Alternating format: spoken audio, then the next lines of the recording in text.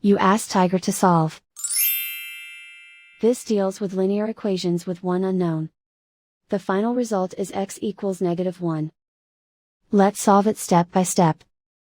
Simplify the expression. Expand the parentheses. Simplify the arithmetic. Group all x terms on the left side of the equation.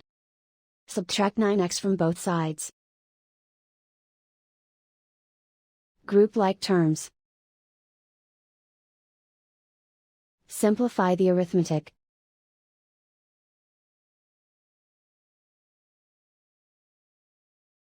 Group all constants on the right side of the equation.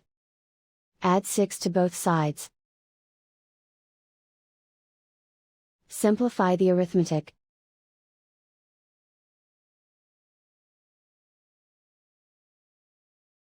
Isolate the x. Divide both sides by -6. Cancel out the negatives. Simplify the fraction. Move the negative sign from the denominator to the numerator. Simplify the fraction. And so the final result is x equals -1.